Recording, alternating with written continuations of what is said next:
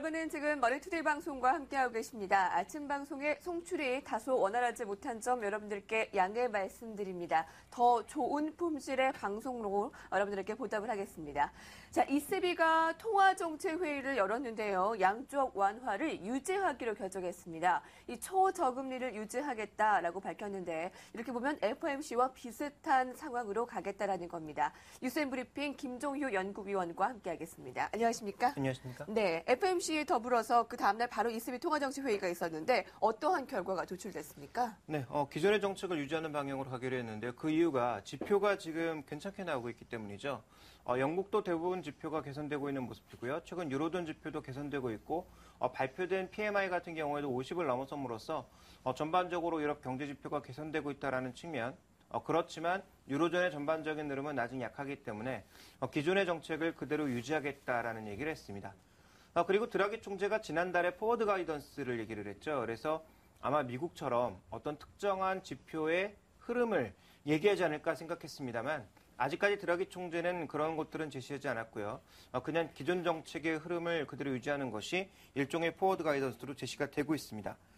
기준금리를 상당 기간 현 수준을 유지하겠다라는 얘기를 한 만큼 네. 아직도 유로존 경제에 대해서는 믿지 못하겠다라는 그런 시각을 일부 반영하고 있고 굉장히 격차가 국가별로 많이 벌어지고 있고 실업률 같은 경우에도 국가별로 차이가 많기 때문에 여전히 정책을 거둘 만한 그런 상황은 아니라고 좀 판단하고 있는 것 같습니다.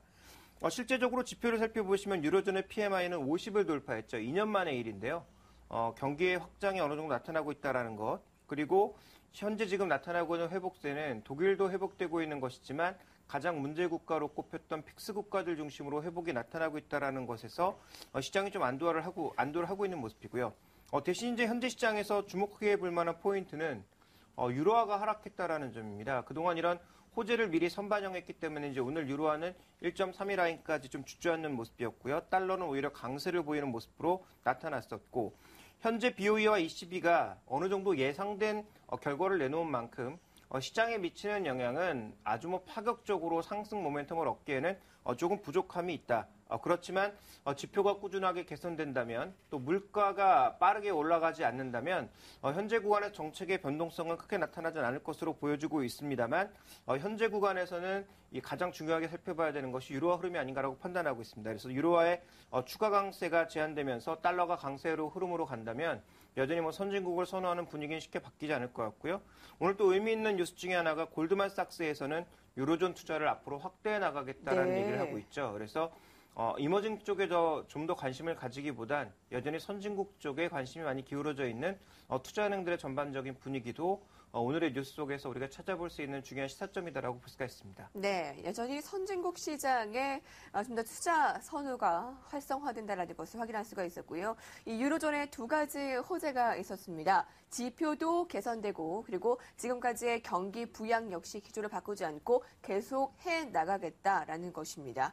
유럽뿐 아니라 미국의 경제 지표 개선도 눈에 띄고 있는 상황이죠? 네, 아무래도 유럽과 미국이 서로 영향을 받지 않나 이런 생각도 들고 있는데요. 지금 미국 지표도 개선됐습니다. 마켓이 집계하고 있는 PMI 지표도 개선이 되면서 4개월 내 최고치였고요.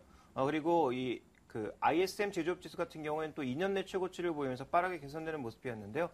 준비된 그림을 보시면 전반적으로 개선되고 있습니다. 특히 개선되고 있는 것이 뭐냐면 바로 신규 주문과 함께 생산 쪽입니다. 이쪽이 굉장히 빠르게 개선되고 있거든요. 그런데 여기서 우리가 이제 함정으로 볼 수 있는 것은 어떤 산업이 과연 주도하고 있는 거냐 이 부분을 좀 보셔야 될 것 같은데요. 실제로 보면 자동차와 함께 항공 주문이 증가하고 있는 모습입니다. 오늘 7월 자동차 판매를 보신 분들은 아시겠습니다만 15% 이상의 급증을 보여주었죠. 물론 미국 차가 주도하는 모습이었고요. 현대기아차는 미국 전체 자동차 시장이 10% 성장하는 동안 또 2% 성장에 그치면서 최근에 미국 시장의 자동차 성장에는 한국 기업이 조금 제외되고 있는 양상입니다. 늘어나긴 하고 있지만 기대에 미치는 못하는 양상이고요. SUV와 픽업 트럭을 중심으로 해서 꾸준하게 성장하고 있고 또 최근에 이제 뉴스를 살펴보시면 미국의 항공기 주문이 30%가 늘었다고 하죠. 네. 이와 관련된 것들이 결국 신규 주문과 함께 수출이라든지 생산 쪽에 잡히고 있는 것으로 볼 수가 있습니다. 그래서 미국의 이제 산업별로 봤을 때는 자동차와 항공 쪽에 운수장비 쪽의 움직임이 정말 좋다라고 볼 수가 있겠고, 그다음에 4분기 소비 시즌을 앞둔 상황에서 전반적으로 재고를 다시 늘리려고 하는, 생산을 올리려고 하는 그런 수요들이 나타나고 있는 것이고요.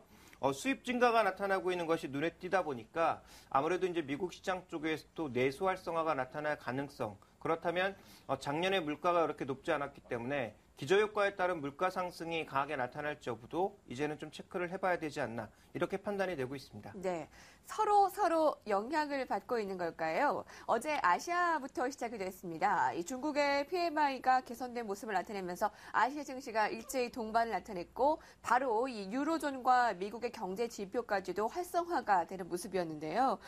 지금 중국 지표 개선된 부분 국내 증시에 확실히 좋은 영향을 주고 있다라고 볼 수가 있죠. 네, 어제도 이미 시장에 좀 영향을 주었죠. 근데 이제 세부 항목별을 보시면 실제적으로 우리가 좀 기대하고 있는 이 수요의 증가보다는 구매 단가의 상승이 ISM 지수를 좀 이끌었다라고 PMI를 이끌었다라고 봐야 될 것 같은데요.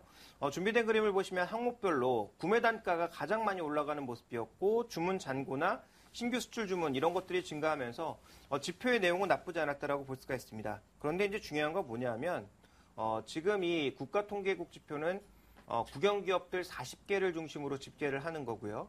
그리고 HSBC 지수는 600개 중소형 기업들을 중심으로 하는 것이기 때문에 국가가 이끌고 있는 국가통계국 지수의 전반적인 움직임이 과연 좋은 것이냐에 대해서 시장이 좀 의문시하고 있는 부분도 있고요. 또 하나 살펴봐야 될 것은 현재 그나마 긍정적인 부분인데 신규 주문과 신규 수출 주문을 재고를 뺐을 때 전체적인 흐름이 좀 개선되고 있다는 측면에서 장기적으로 보면 그래도 어느 정도 바닥을 찍은 것이 아닌가라는 시각을 볼 수도 있지만 실제로 이제 계절성을 봤을 때 7, 8월 달이 별로 좋지 않은 모습이고 오히려 하반기로 가면서 주로 개선되는 모습을 나타내고 있다는 관점에서 아직까지 7, 8월 달은 좀 더 확인을 해봐야 된다라는 그런 시각도 일부 나오고 있습니다. 그래서 전체적으로 국내 증시에 미치는 영향은 긍정적이긴 네. 하겠으나 좀 더 지켜볼 만한 여지는 남아있다고 볼 수가 있겠고요. 그 다음 살펴봐야 될 것은 여전히 이 기업 수준별로는 온도차가 나타나고 있다는 거죠. 대기업이 개선되는 반면 중소기업들은 여전히 별로 좋지 못한 모습이 나타나고 있고요. 그 다음 살펴봐야 될 것은 통화량이 줄어들면서 전체적으로 HSBC와 국계통계국 PMI 스프레드, 즉 두 개의 차이가 마이너스로 크게 내려가고 있다는 것은 그만큼 지금 중소기업들은 더더욱 어려워지고 있고 대기업들, 국가의 비호를 받고 있는 대기업들만 좋아지는 모습으로 우리가 해석해 볼 수가 있기 때문에 중국의 국가통계국 PMI가 좋아지는 것은 분명히 긍정적입니다만 아직도 중국의 내수라든지 전반적인 디레버리징 현상이라든지 이런 것들은 쉽사리 줄어들지 않고 있다. 이렇게 해석해 볼 수 있을 것 같습니다. 네. 고용 지표와 개선된 소비 지표는 우리가 꾸준히 확인을 했는데 이제 가장 늦게 움직이는 제조업 지표까지 확인을 하니까 우리가 조금 안심이 되는 듯한 모습입니다. 이렇게 개선되고 있는 제조업 환경에서 수혜를 받을 업종, 종목들을 찾아봐야 되겠는데요. 어떤 것들이겠습니까? 미국이나 유럽의 항공산업이 회복되는 것에 있어서 국내 시장에 영향을 받을 만한 종목이 없습니다. 왜냐하면 실제로 항공산업은 말 그대로 선진국 산업이고요. 한국에서 부품을 공급하는 쪽도 별로 없다라고 볼 수가 있기 때문에 실제적인 영향이 미미하죠. 자동차 시장의 성장도 지금 주도하고 있는 것은 일본과 미국 기업들이기 때문에 한국에 미치는 영향은 제한적이다라고 봐야 될 것 같습니다. 그래서 종목들은 압축이 필요하다라고 판단해 볼 수가 있겠고요. 먼저 유럽 시장의 회복에 있어서 가장 눈에 띄게 나타나고 있는 것은 유럽의 해운사를 중심으로 운임 가격이 안정되다 보니까 이 조선 수주가 조금씩 늘어나고 있죠. 그러니까 상선이라든지 이런 것들의 회복이 나타나고 있기 때문에 조선 업종에 대한 긍정적인 관점 필요하다고 볼 수가 있겠고요.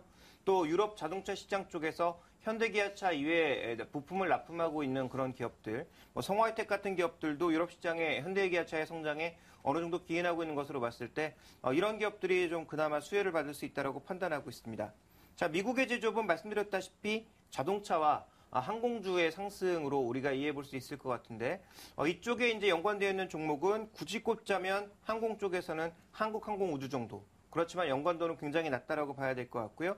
오히려 자동차 쪽에서 미국의 공장을 지으려고 하고 있는 한국타이어가 최대 수혜가 아닌가라고 볼 수가 있겠고 네. 또 미국 시장 쪽에서 또 페이스북을 중심으로 하는 모바일 그리고 이 IT 서비스 쪽의 회복이 강하게 나타나고 있으니까 국내 시장에서 지금 거래가 되진 않지만 거래가 재개될 경우 NHN에 대한 관심은 여전히 가져갈 필요가 있겠다라고 판단하고 있습니다. 자, 마지막으로 중국 시장의 회복. 40개 국영기업의 회복만으로 중국의 수혜를 바라기는 어렵다라는 측면에서 전반적인 소재주들에 대한 관점은 여전히 보수적이고요. 그렇군요. 그나마 이제 소비시장 쪽에서 회복되고 있는 것이 코스맥스나 CJ 쇼핑처럼 중국 법인들이 돈을 벌고 있는 또 돈을 버는 강도가 늘어나고 있는 기업들을 주목해 보실 필요가 있을 것 같고요. 자, 그리고 만도를 포함한 이 중국 법인에서 이익이 늘어나고 있는 일부 자동차 부품주에 대해서 관심을 가져갈 필요가 있겠다. 이렇게 판단하고 있습니다. 네. 제조업 개선 수혜주들 일부 차별화가 나타날 것 같습니다. 그 종목들을 알아봤습니다. 김종효 연구위원과 함께했습니다. 고맙습니다.